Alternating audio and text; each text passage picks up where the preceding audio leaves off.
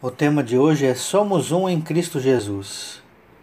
O texto base está em Gálatas capítulo 3, verso 28.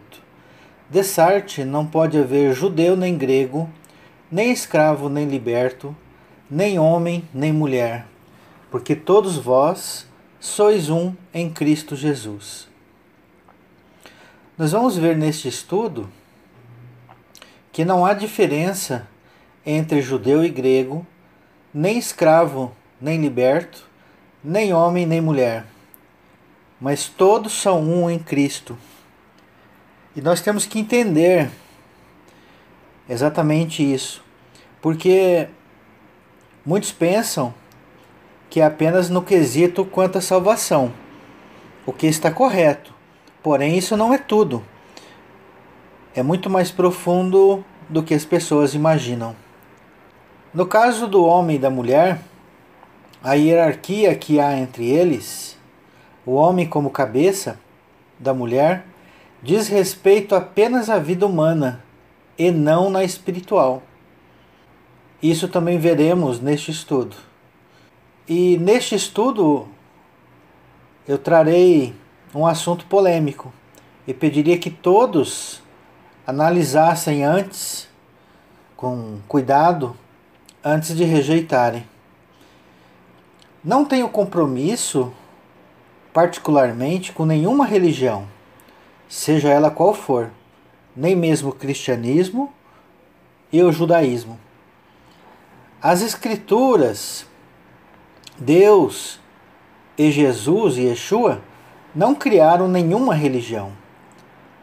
Todas elas, sem exceção, têm acertos e têm erros. E é preciso peneirar para ficar com a verdade pura e cristalina. Insensato é quem despreza esse tipo de pensamento. Por isso você verá em meus estudos alguns conceitos que existem em outras religiões. Isso não quer dizer que sou adepto daquela religião, mas que naquela religião contém essa parte de verdade, ou mesmo de forma superficial. Sabemos que cada um é livre para crer no que quiser. Eu, porém, creio desta forma. E quem desejar seguir esta minha linha de raciocínio, amém. Quem não quiser, amém também. Não será por isso que sejamos ou não salvos, mas aquele que puder entender melhor as Escrituras terá um entendimento, uma compreensão maior sobre a vida e sobre os propósitos de Deus na Terra e no universo. Bom, passamos agora a dar início ao estudo do tema de hoje. Somos um em Cristo Jesus. Como vimos, não há diferença entre judeu e grego, escravo nem liberto, nem homem nem mulher, mas todos eles são um em Cristo Jesus. Vamos ler 1 Coríntios 12, verso 13. Pois em um só Espírito todos nós fomos batizados em um corpo, quer judeus, quer gregos, quer escravos, quer livres, e a todos nós foi dado beber de um só Espírito. Então aqui nessa passagem de 1 Coríntios 12, a gente vê que Paulo só não citou o homem e mulher, mas o conceito é o mesmo. Porque todos eles são guiados pelo mesmo Espírito. Então, no caso aqui, quer judeus, quer gregos, quer escravos, quer livres. Colossenses capítulo 3, a partir do verso 9, diz o seguinte: Não mintais uns aos outros, uma vez que vós despistes do velho homem com os seus feitos, e vós revestistes do novo homem, que se refaz para o pleno conhecimento, segundo a imagem daquele que o criou, o qual não pode haver grego nem judeu, circuncisão nem incircuncisão, bárbaro, cita, escravo, livre, porém Cristo é tudo em todos. Então a gente viu no texto de 1 Coríntios 12 que somos guiados pelo mesmo Espírito. E aqui Cristo está em todos. quer grego, quer judeu, circunciso ou incircunciso, ou seja, judeu ou grego, bárbaro ou cita, dois tipos de civilizações, né? Escravo e livre.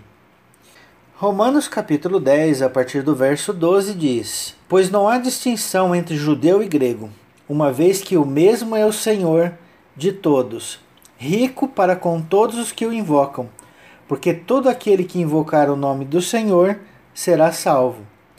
Aqui sim é quanto à questão da salvação.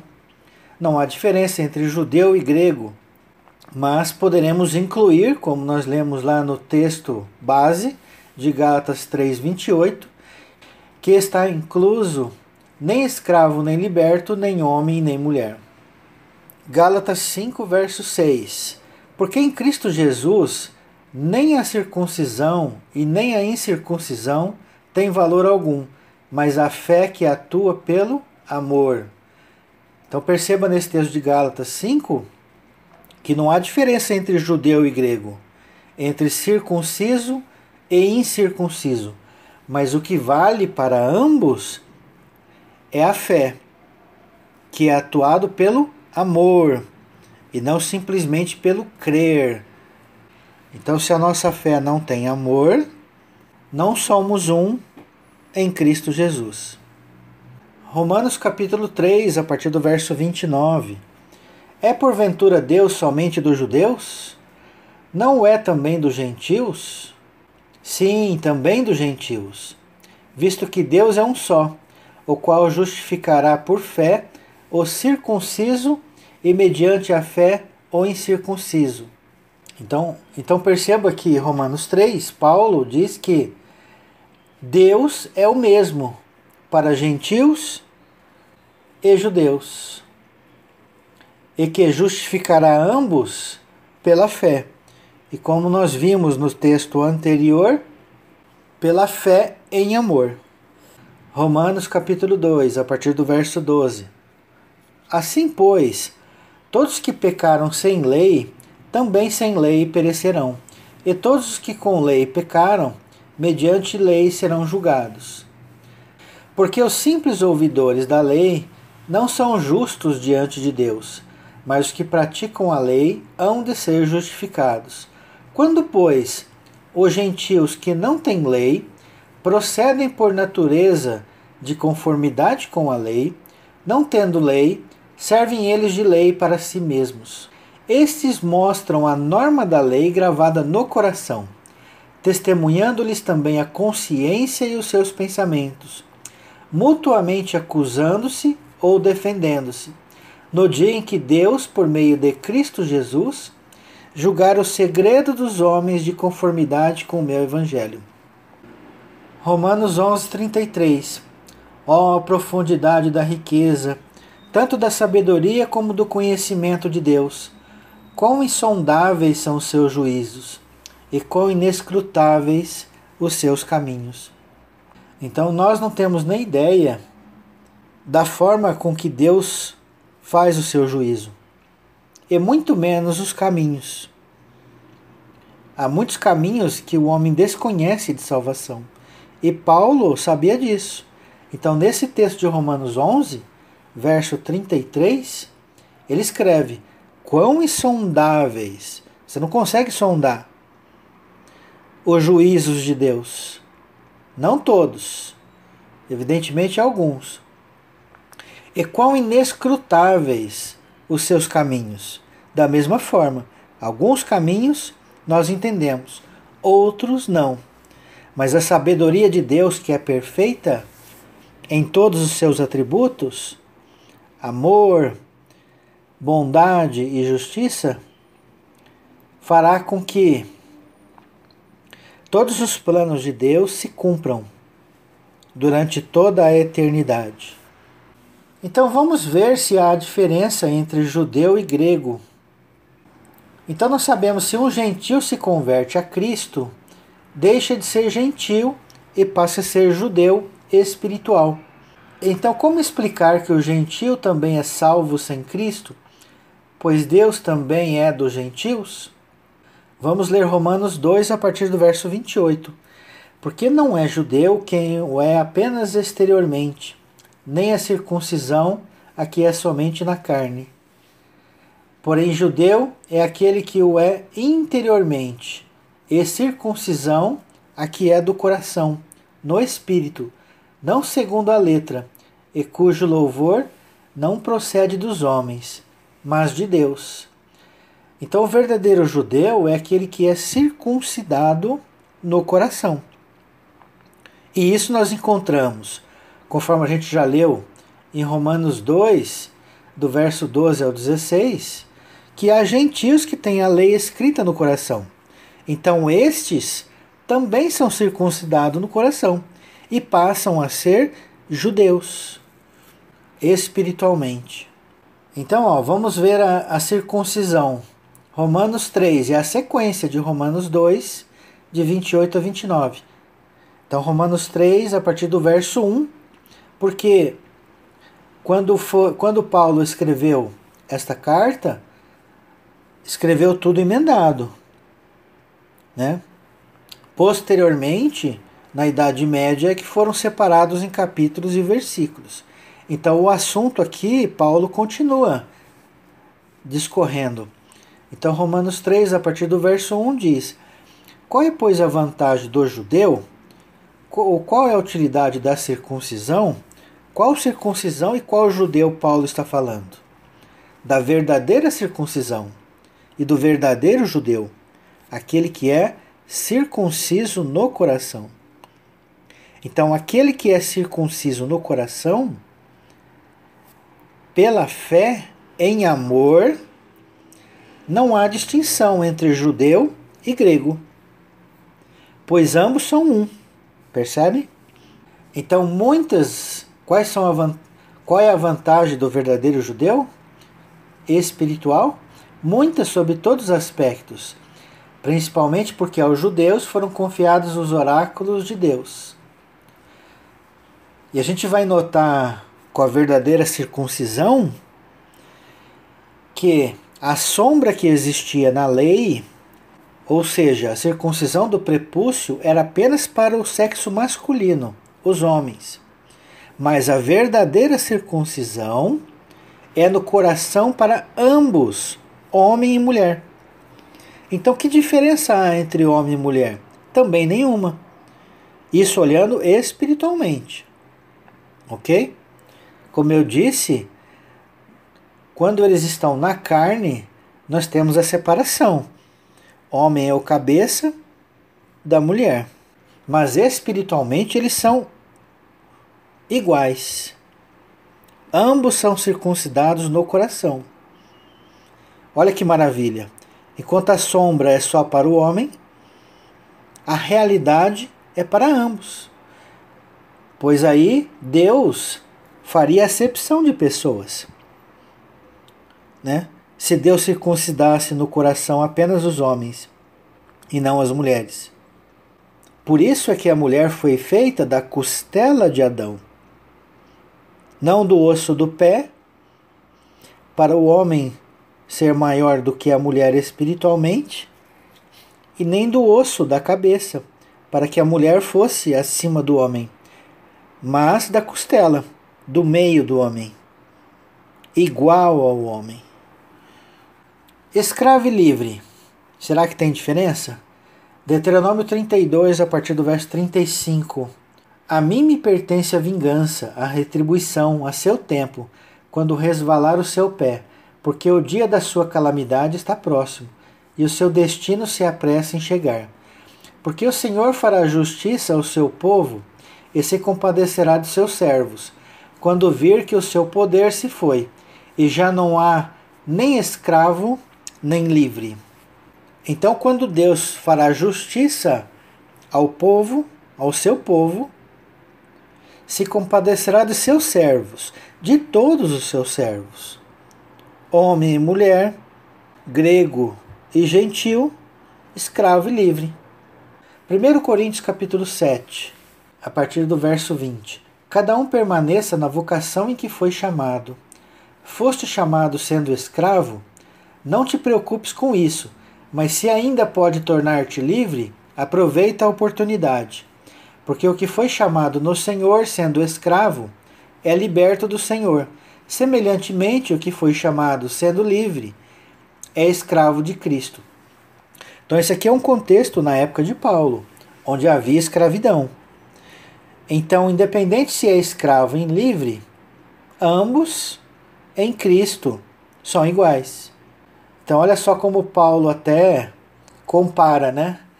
De que a pessoa sendo escravo literalmente na carne, ela é liberto em Cristo. Semelhantemente, o que é livre na carne se torna escravo de Cristo. Então veja que não há diferença entre ambos. E homem e mulher? Vemos em Lucas 20, a partir do verso 29, o seguinte texto. Ora, havia 7 irmãos, o primeiro casou e morreu sem filhos. O segundo e o terceiro também desposaram a viúva. Igualmente, os 7 não tiveram filhos e morreram. Por fim morreu também a mulher. Esta mulher, pois, no dia da ressurreição, de qual deles será a esposa? Porque os 7 a desposaram. Então lhes acrescentou Jesus: os filhos deste mundo casam-se e dão-se em casamento, mas os que são havidos por dignos de alcançarem a era vindoura e a ressurreição dentre os mortos não casam nem se dão em casamento, pois não podem mais morrer, porque são iguais aos anjos, e são filhos de Deus, sendo filhos da ressurreição. Então perceba que na ressurreição, tanto homem quanto mulher serão iguais aos anjos do céu. E não se casam nem se dão em casamento. Então aqui nós não sabemos ainda como se procederá. Mas dessas duas hipóteses, uma é verdadeira. Ou anjo não tem sexo, sexo que eu quero dizer é homem e mulher, é um ser assexuado, ou anjos têm sexo, porém não se reproduzem. E eu penso que é uma dessas duas que é a forma correta de entender quem são os anjos. Então, na ressurreição, seremos como os anjos do céu. E olha que interessante, Apocalipse 5, a partir do verso 7. Veio, pois, e tomou o livro da mão direita daquele que estava sentado no trono. E quando tomou o livro, os 4 seres viventes e os 24 anciãos prostaram-se diante do Cordeiro, tendo cada um deles uma harpa e taças de ouro cheias de incenso, que são a oração dos santos. E entoavam um novo cântico, dizendo: digno és de tomar o livro e de abrir-lhes os selos, porque foste morto, e com teu sangue compraste para Deus os que procedem de toda tribo, língua, povo e nação. E para o nosso Deus os constituíste reino e sacerdotes, e reinarão sobre a terra.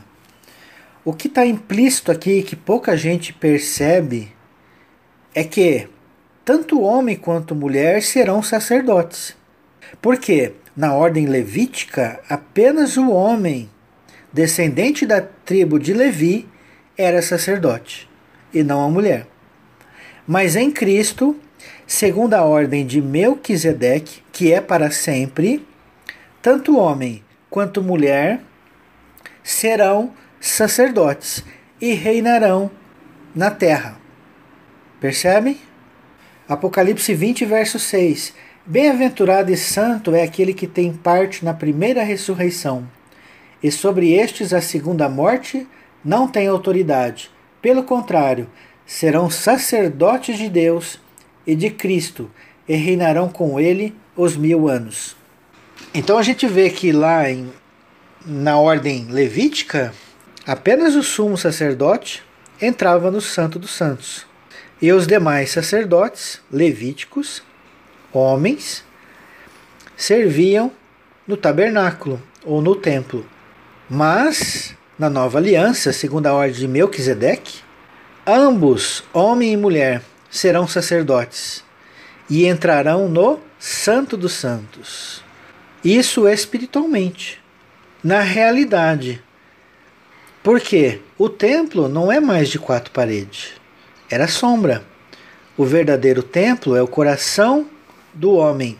Homem que eu quero dizer é homem com H maiúsculo, a humanidade, composto de homens e de mulheres.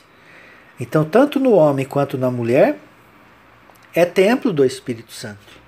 Então, nós temos acesso ao Santo dos Santos, porque nós nos tornamos templo de Deus e nós habitamos no verdadeiro santuário, que é o próprio Deus, segundo relatado no livro de Isaías, capítulo 8. Isaías 61, a partir do verso 1. O Espírito do Senhor Deus está sobre mim, porque o Senhor me ungiu para pregar boas novas aos quebrantados, enviou-me a curar os quebrantados de coração, a proclamar libertação aos cativos e a pôr em liberdade os algemados.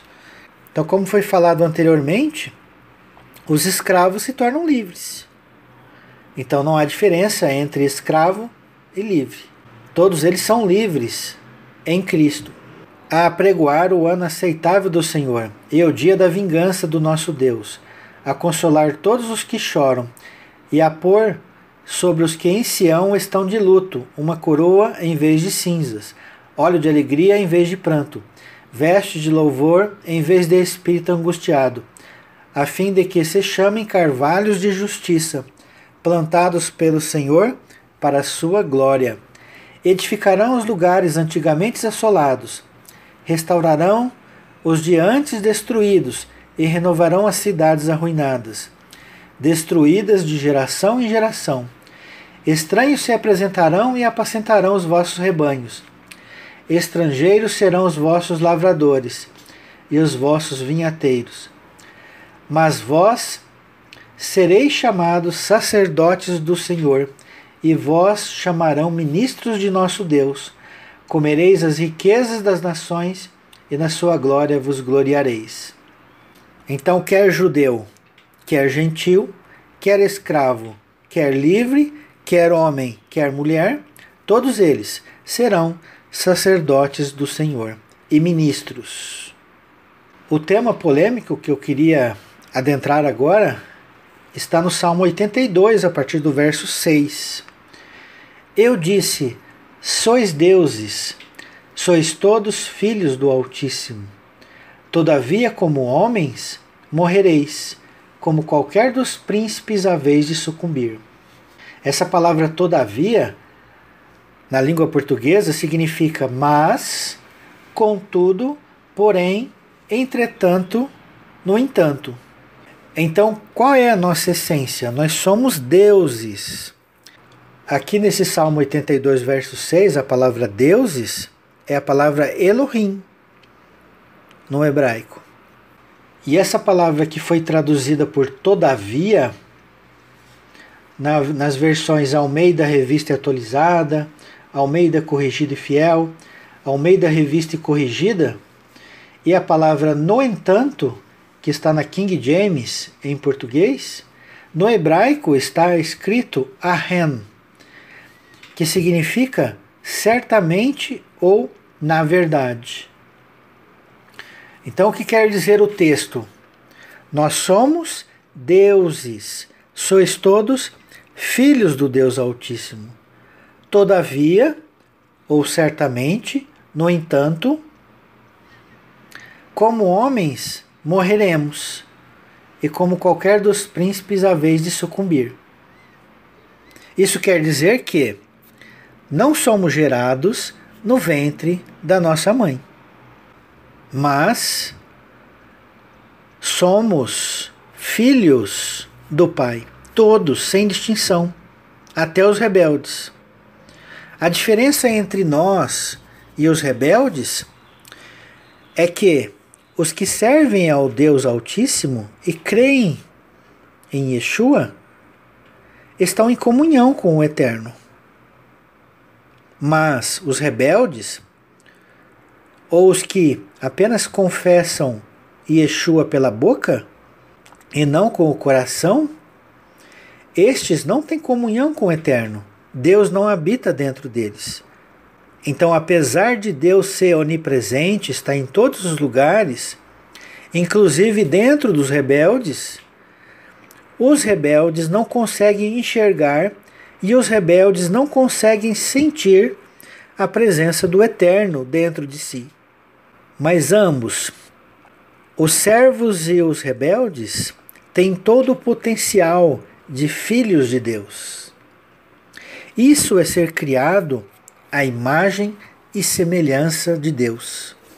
Gênesis 1, a partir do 26. Também disse Deus: façamos o homem à nossa imagem, conforme a nossa semelhança. Tenha ele domínio sobre os peixes do mar, sobre as aves dos céus, sobre os animais domésticos, sobre toda a terra e sobre todos os répteis que rastejam pela terra. O que é ser feita a imagem e semelhança de Deus? Nós sabemos que Deus é Espírito, segundo João capítulo 4, verso 24. E sabemos que Deus tem alma, Isaías 42, verso 1. E que Deus não é homem, Números capítulo 23, verso 19. Então o que nós somos? Espírito e alma. Essa é a nossa essência. Filho de peixe, peixinho é, diz o ditado popular. E podemos fazer uma analogia. Filho de espírito, porque Deus é espírito, espiritinho é. Então, no hebraico, a palavra espírito é a palavra ruar, que significa vento, sopro. Então, na seguinte frase, o Espírito de Deus soprou e criou o Espírito, com E minúsculo. Então, no hebraico, ficaria um trocadilho. Espírito de Deus, ruar, Elohim, ruar. Soprou, ruar. E criou o Espírito, ruar. Ruar, ruar, ruar. O Espírito soprou no Espírito. Cada um de nós tem um Espírito com E minúsculo. Esse Espírito com E minúsculo, que é salvo juntamente com a alma, no momento da morte, tanto o Espírito quanto a alma voltam para Deus. Como que eu posso afirmar isso? O Espírito volta a Deus está em Eclesiastes capítulo 12. E como nós podemos saber que alma e Espírito é a mesma coisa? Pelo menos teoricamente.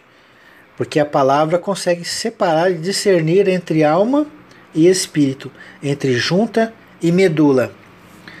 Lá em 1 Coríntios capítulo 5, fala que quando uma pessoa é rebelde, e ela não se arrepende, nós devemos entregar a Satanás. E o que Paulo escreveu na sequência? Para que na destruição da carne o espírito seja salvo. É a alma ou é o espírito que é salvo? Ambos.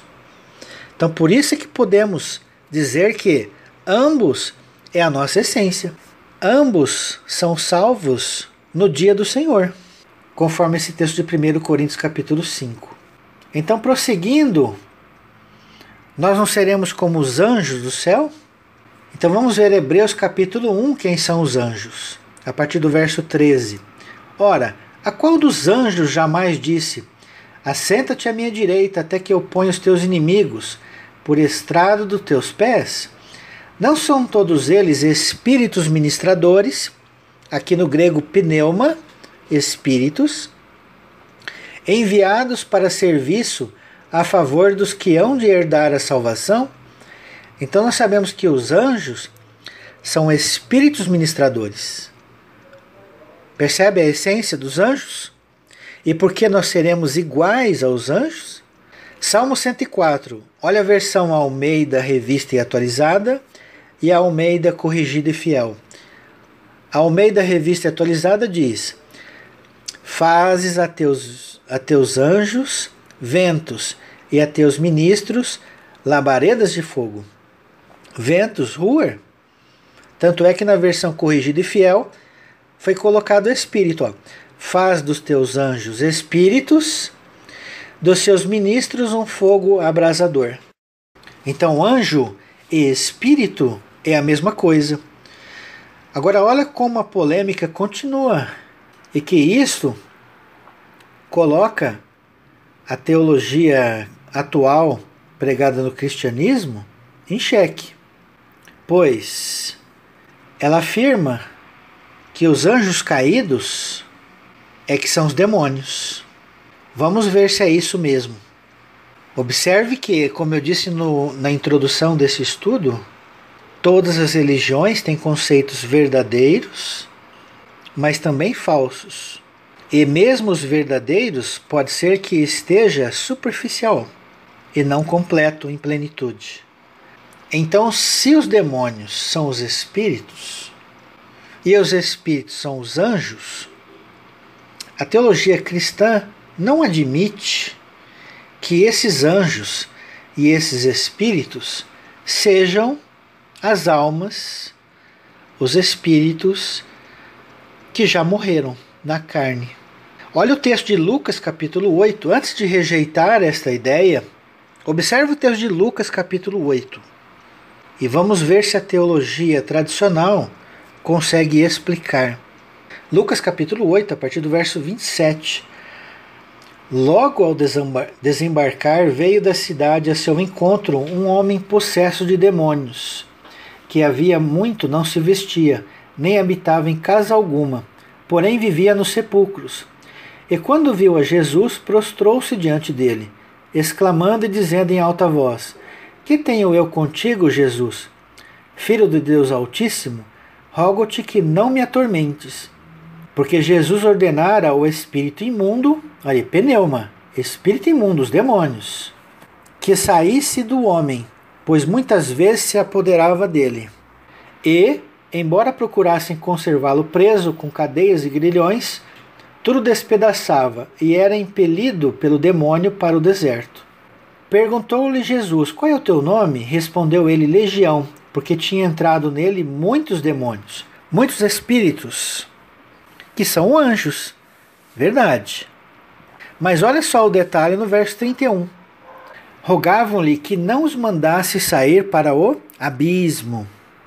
Então, esses espíritos foram jogados nos porcos. Como a gente vai ver, como vocês podem perceber na sequência de Lucas capítulo 8. Mas esses demônios, esses espíritos, imploravam para que Jesus não mandasse para o abismo.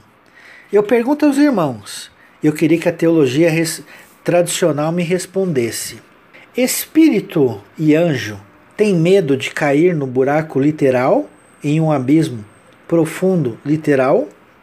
Ou esse abismo não é literal, é espiritual? O que significa abismo espiritual? É o Sheol, a região dos mortos, para onde foi o rico, na parábola do rico e Lázaro.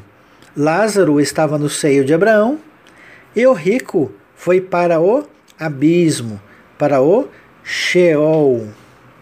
Então eu vou mostrar alguns slides extraídos do programa BibleWorks, que é o programa que eu utilizo, para comprovar o que eu estou dizendo. Então o primeiro slide aí, Lucas, mostra a passagem de Lucas 8:31, aonde está em vermelho a palavra abismo, lá da Revista e Atualizada. E eu posicionei o mouse em cima da palavra grega abussos, e o dicionário colocou boundless, bottomless em inglês, que significam sem limite, sem fundo, e que os tradutores colocaram corretamente a palavra abismo. No segundo slide, eu vou passar o mouse sobre a palavra deep, na King James americana, em inglês. Deep, que significa abismo, profundezas, né? E mostra a palavra grega, abussos. Observe aí. E tem o significado de bottomless ou de abyss, que é abismo, né? Então a palavra abussos no grego significa abismo. E o BibleWorks possui uma ferramenta de pesquisa onde você pode pesquisar todas as palavras no grego que contêm a palavra abussos. E o próximo slide aí, no lado esquerdo desta foto, dessa imagem, contém 9 passagens onde aparece a palavra abussos. Então observe aí, Lucas 8:31, Romanos 10:7, Apocalipse 9:1, Apocalipse 9:2, Apocalipse 11:7, Apocalipse 17:8, Apocalipse 21 e Apocalipse 20, verso 3. Observe aí que está em vermelho, em negrito, a palavra abussos, abismo. Mas eu queria que os irmãos detessem na segunda passagem de Romanos capítulo 10, verso 7 da pesquisa. Observe aí qual é o texto que está. Romanos 10, 7 diz: ou quem descerá ao abismo, isto é, para levantar Cristo dentre os mortos. Então que abismo é esse? Região dos mortos. Observe. Então é Sheol mesmo. Então quem são aqueles demônios de Lucas 8:31? São anjos caídos? Sim. Mas não são as pessoas que morreram e na ressurreição se tornaram como os anjos do céu? Exatamente. Ou anjo e mortos na carne estão na mesma região, Sheol. Os anjos vão para o Sheol? Vão para a sepultura? Porque Sheol também significa sepultura. Como sair dessa? Entende? Para mim, a meu ver, só existe uma explicação. O mesmo espírito que animou um corpo se tornou um demônio. Uma pessoa má, uma pessoa rebelde, que, apesar de ser filho de Deus, mas rejeitou a verdade, rejeitou servir ao Eterno. Tem os potenciais para ser igual ao servo de Deus. Contudo, escolheu, pelo seu livre-arbítrio, se rebelar e perseguir os santos e perseguir os homens para os atormentar. Agora fica mais claro para os irmãos entenderem Apocalipse 9, que fala que a chave do abismo abrirá e de lá sairão demônios. Percebe? Mais um texto para confirmar que nós todos somos deuses, filhos de Deus, criados à imagem e semelhança. Jó capítulo 8, a partir do verso 8. Pois eu te peço, pergunta agora às gerações passadas e atenta para as experiências de seus pais, porque nós somos de ontem e nada sabemos, porquanto nossos dias sobre a terra são como a sombra. O que significa essa palavra porquanto? É um acréscimo, exatamente como está lá no Salmo 82, versos 6 e 7. Sois deuses, contudo, morrereis como homens, na carne, entendeu? Então Jó 8, 9 diz, nós somos de ontem, porquanto, contudo, nossos dias sobre a terra são como a sombra que passa. Então, para finalizar, vamos ver que quer homem, quer mulher, quer escravo, quer livre, quer judeu, quer grego, ambos são um em Cristo Jesus. Vamos ler Efésios capítulo 2, a partir do verso 13. Mas agora, em Cristo Jesus, vós que antes estavam longe, fostes aproximados pelo sangue de Cristo, porque Ele é a nossa paz, o qual de ambos fez um, e tendo derribado a parede da separação que estava no meio, a inimizade, aboliu na sua carne a lei dos mandamentos, na forma de ordenanças, para que dos dois criasse em si mesmo um novo homem, fazendo a paz, e reconciliasse ambos em um só corpo com Deus, por intermédio da cruz, destruindo por ela a inimizade, e vindo evangelizou paz a vós outros, que estáveis longe, e paz também aos que estavam perto, porque por ele ambos temos acesso ao Pai em um Espírito. Assim já não sois estrangeiros e peregrinos, mas concidadãos dos santos, e sois da família de Deus. Quer judeu, quer gentil, são parte da mesma família de Deus. De dois povos, Deus fez um. E para encerrar, João capítulo 17, a oração que Yeshua, Jesus, fez ao Pai. Verso 11: Já não estou no mundo, mas eles continuam no mundo, ao passo que eu vou para junto de ti, Pai Santo. Guarda-os em teu nome, que me deste, para que eles sejam um, assim como nós. Então não é que Jesus e o Pai é a mesma pessoa. Eles são um, mas em propósito, em objetivo, em comunhão, com um. Então nós seremos um com Deus, assim como o Pai é um com o Filho. Duas pessoas diferentes. Pai, uma pessoa, Filho, segunda pessoa. E no verso 20: Não rogo somente por estes, mas também por aqueles que vierem a crer em mim, por intermédio da sua palavra, a fim de que todos sejam um. E como és tu, ó Pai, em mim e eu em ti, também sejam eles em nós, para que o mundo creia que tu me enviaste. Então não há distinção entre judeu e grego, entre homem e mulher, entre escravo e livre. Ambos serão reino de sacerdotes. Ambos serão circuncisos no coração, a verdadeira circuncisão. Ambos serão moradas do Espírito Santo, do Eterno. E ambos serão um em Cristo Jesus, pela fé. Um abraço a todos e Shalom, Shalom.